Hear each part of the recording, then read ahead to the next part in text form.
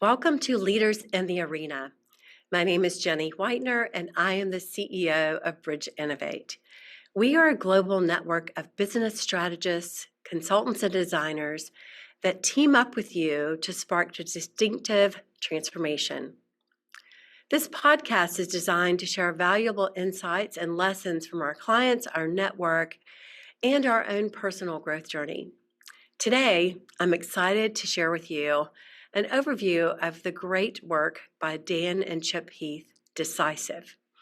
It's a book that's been on my reading list for some time, and I'm excited that as a part of our Wilder Library series, we've had the chance to dig into their great insights on how do we make decisions better. This series is a part of Bridge Innovate's work overall. We work with clients across the globe, helping them to explore the way to make better decisions to enable growth, leadership, organizational change throughout their work efforts. So a lot of the work that we'll be exploring today is dear and near to my heart and the work that we do with our clients every day. Let's take a look at the concept of decisions generally. Look at this report from McKinsey where they talk about ineffective decision-making has a significant implication on a company's productivity. We know that intuitively, but when you look at it in terms of its impact, it's pretty significant. Look at let's talk about their research. In a study that McKinsey did, on average, respondents spent 37% of their time making decisions, and more than half of that time was thought to be spent ineffectively. For managers at an average Fortune 500 company, this could translate into more than 530,000 days of lost working time and roughly $250 million of wasted labor costs per year. While 68% of middle managers say most of their decision-making time is inefficient, 57% of the C-level executives report the same. So it's very interesting that we have now taken this time to explore tools and techniques for effective decisioning. The literature says, the research says that we need to be better at this. So let's jump into the work today, Decisive, by Chip and Dan Heath. Decisive is all about making better decisions in work and life. As humans, our choices are constantly disrupted due to our inherent biases and irrationalities. Can you believe that? We have bias and irrationalities in our human behavior. In their words, how can we stop the cycle of agonizing over our decisions? We want to be able to implement steps, methods, and processes to really better equip ourselves and the managers and leaders in our organizations to make better decisions. The authors of this work are very well known in the field of business. Chip Heath is a professor at Stanford's Graduate School of Business, and Dan Heath is a senior fellow at Duke University's Case Center. Both are very well known. Probably one of my most favorite pieces of literature that they've produced is Switch, which we use a lot when we're coaching and guiding clients around organizational change. But let's jump into Decisive in a little bit more detail. Interestingly enough, if you were like me when I had my first major decision, let's say whether it was to accept a college position and what college I would attend, or maybe who I would marry. I mean, big decisions in your life. I remember my mother telling me to take a piece of paper, draw a line down the middle, and on one side, write all the pros for going with that decision, and then on the other side of the paper column, write all the cons. Interestingly enough, this approach for what we would call the traditional decision-making process isn't very effective. According to Paul Nutt, a retired business school professor from Ohio State who studies decisioning extensively, Nutt found out that whether or not type decisions fail 52% of the time. Did I mention that I was divorced once? I'm just kidding. So that decisioning process is not very effective according to research. And in fact, when we have more than two options as alternatives and decisions, we only fail 32% of the time. So over 70% of the time we would be successful. So it's important for us to look at the research related to decisioning and then to take into account these tools and methods to improve our ability to make great decisions. Let's go on and look a little bit further at some of the work from Dan and Chip Heath. One of the things that they talk about in the book is that our decision-making process is heavily influenced on our biases and irrationalities. One of the most common examples that they highlighted was by psychologist Daniel Kahneman. Many of you know him as a Nobel Prize winner on his work in economics. And he talks about the fact that we give too much weight to the information that's right in front of us while failing to consider the information that's off stage. And Chip and Dan Heath refer to this phenomenon as the spotlight effect. That many times when we're working to make a decision, that we're so focused on what we have in our line of sight that we fail to consider other information or other alternatives on the periphery. And so it's important that we don't react emotionally into making decisions, or we don't take the actions lightly, that we use the tools and techniques that Dan and Chip have outlined for us in Decisive to improve our effectiveness in decision making. So let's take a look. They talk about in their book a good bit on overcoming the 4 villains of decision making, the things that will derail our ability to be successful with decisions. And they've used this terminology that they call the RAP method. And it's just an acronym that stands for these 4 components of effective decision making that they outline in their book. The first one is widen your options. And in that space, we're going to look at this in a bit more depth in a minute, but we want to look for ways to broaden our perspective there. The second one is reality test your assumptions. The third, attain distance before deciding. And number 4 on the RAP method, prepare to be wrong. So let's jump in a little bit more detail. When we think about avoiding the narrow frame or widening your options, this is where Dan and Chip talk about the importance of getting beyond the whether or not option. So it's, should I date them or not? Should I choose this college or not? The concept that they're asking us for is to broaden our perspective in the decision-making process to multiple options. And to try expanding your view there around broadening your options in the decisioning process by using a couple of tools that they'll call, looking at opportunity cost. If I were going to, should I buy this new application, or should I rent this new movie? If you said that movie cost you $14, what would be the opportunity cost of saving that money and applying it to something else? Or if you were going to invest in a new acquisition for your business for a couple $1 million, what else could you do? What other opportunities would there be for the use of $2 million in cash? So one of the ways that they ask us to broaden that narrow frame is to use the concept of alternate opportunities. Where could we invest that time or money differently? The other is to pretend that none of the options that you currently have would work. What else would you come up with? They call it the vanishing options test. So that's one of their techniques for widening your options. The other is called multi-tracking in their book. And this is one simple solution can be considered more than one option at a time. Adding a second or third option in your decisioning process can help you find a better solution.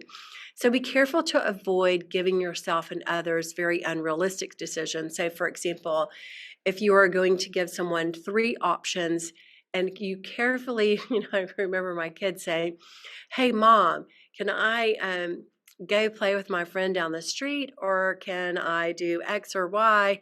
And the other options they give me are not realistic at all. It makes me want to narrow my decision to the more realistic option. They're really giving mom not a very realistic set of choices in that decisioning process. So when we're multi-tracking and we're looking at multiple options, make sure that the ones that you're evaluating are truly realistic alternatives. The other component of widening your options is find someone who's solved the problem before. And we do this a lot in our work when we talk about scanning for best practices or lessons learned. And what you're doing here before making the decision is explore who else has encountered this problem, what decisions did they make, what solutions did they implement, and what can you learn from them before you make the final decision yourself. So these are some of the techniques that they've outlined in widening your options. Let's continue on. One of the things that we do at Bridge Innovate in terms of widening options for our clients when they're going through decisioning is we'll bring in some of these tools that we look at from designers that they often use. For example, look at this quote here from Aaron Sarian, who's an architect, by always designing a thing by considering its next larger context. So if you were thinking about designing a chair, would it be in a living room, a chair in an airplane cockpit, a chair in a dentist office? So we want to make sure that when we're working towards decisions, try to reframe them in their next larger context to see if we look at other options. The other thing that designers do that's in alignment with the work that Dan and Chip Heath have talked about with Decisive is they look for ways to rapidly prototype a decision and to test the assumptions before they would agree it formally and mobilize it in the organization. And these are things that we do often with our clients. The third component that we use from designers here at Bridge is where we get more insight directly from the customer. And we use a technique that we call engage, immerse, observe, and react. And in these arenas, we want to engage with the customer, we want to talk with them, we want to observe them, we want to immerse and be the customer experience, do it ourselves, and then react to that. So there are many different techniques that you can do to widen that lens, as they say, to make sure that you're making the right decision. Let's continue on. The other part that they talk about in their RAP methodology is to reality test your assumptions. So the first technique that they give us there in terms of reality testing your assumption is to consider the opposite. So if you're making a decision to go left, consider what it would mean to go right. Make sure that you've evaluated that and deliberately asked yourself and forced yourself to go against your natural instinct. So consider the opposite. The other reality test technique that they give us is to zoom out and to zoom in. Our problems are not wholly unique. We can learn by considering a general evaluation along with a very specific detailed evaluation. So when you're looking at a concept or a decision, consider the outside view. How would others go about solving this problem? And then applying that specifically to your situation. Sort of the zoom out, how would others in the industry or across industries apply this decision? And then zoom in, and what does it mean for us? Then they have this very interesting tactic that they talk about called OOCH. And instead of predicting the future, consider using a small experiment. And that's a lot of what I talked about that we use with our clients that designers bring to the table. They always are looking for small experiments to learn and to test and iterate assumptions around a decision before they go forward.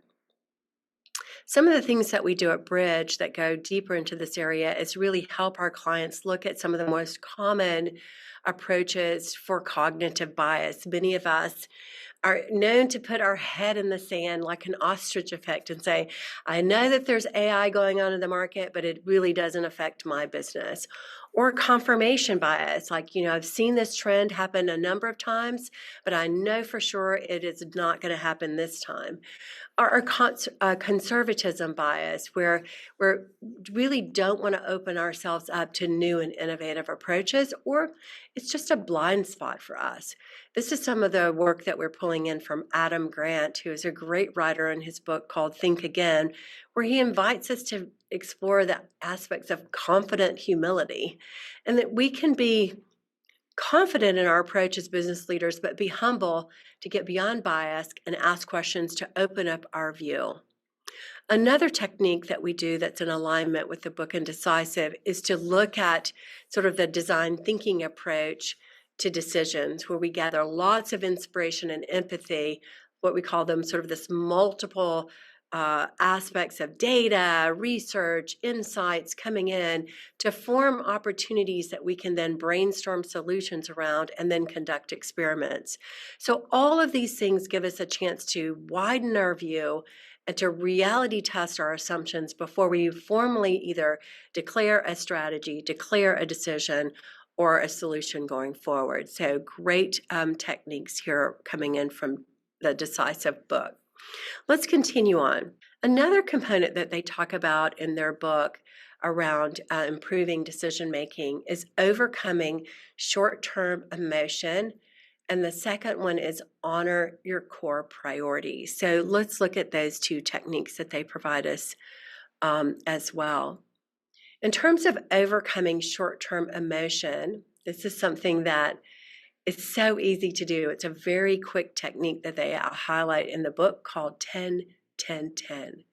And if you've ever been to, it makes me think about being at an auction house. My husband, one of the things that he and I like to do is go antiquing.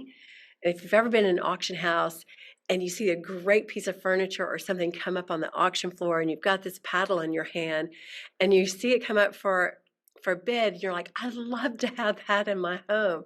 But then stop for a moment and say, would I really want to spend that $10,000 or whatever the cost of the furniture is, $5,000, 10 minutes from now? Would I make the same decision 10 months from now? What about 10 years from now? Would I be happy that I spent this amount of money on this grand antique to have in my home? Maybe not. So the 10-10-10 gives us a way to explore maybe an emotional reaction of something I can't live without, to think about, really, is this the best decision for my organization? Could be for on a personal side or on the business side. 10 minutes, 10 months, 10 years, would you still make that same decision? The next technique that they talk to us about is connecting with honoring your core priorities. So deciding what are the most critical priorities or the critical criteria for making a decision, and then creating a process so that you ensure that the decision you're making honors either those core priorities or criteria. So, for example, here at Bridge, we use a sort of an analysis matrix where we help our clients identify their problems, identify their criteria, and rank that to help them drive better decisioning in the work that we're doing with our clients. Going on, another key part of that book that I particularly enjoyed was around preparing to be wrong. And in this area, I think oftentimes we are pushed so quickly to make decisions in the environment today that we don't step back and think about what would happen if we were wrong. I remember one of the projects we did with GE Energy some time back. They had annual leadership meetings that all they did with their executives at this meeting were explore disaster scenarios. What would happen if we failed? What would happen if this trigger were to occur and it created a downfall for the business? So I think what Dan and Chip Heath are asking us to do is to think about how we prepare for failure and considering these particular points, how it might impact the decision that we're making today. So one of the very interesting concepts they have here is called a tripwire. And this is where we identify some indicator or some data element that we watch for, and if that data element is hit, that we may activate the decision in a different way. So think about it. What if Kodak would have set a tripwire for something like this? We'll act on the digital camera momentum if we see 10% of the public expressing satisfaction with digital images. Or maybe they would have acted if they set a tripwire that said, if we see more than 5% of the public using electronic viewing systems to access their photographs, we're going to go all in.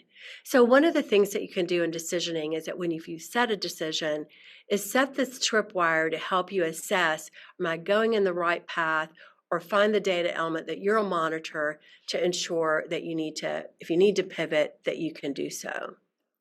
The last element in this area that I wanted to highlight from their book is called trusting the process. And it's important that when we go through decisioning, especially in organizations and sometimes even with our family, that to know that people care deeply about the decision process to ensure that it's just and it's fair. Many times they'll be more accepting of the decision if they really understand the process and they know that it's been administered with diligence and with fairness, and it's just. So creating trust around the process can help us in advocating for a decision or getting buy-in for a decision. And it can also empower our decision if when we're doing that process, we're open to really listening to feedback on a decision and to really weighing and gathering perspective around alternatives to a decision when we get that feedback. So trust the process, establish a good process, make sure that it has integrity, and listen well as you begin to implement your decision and really honor that feedback.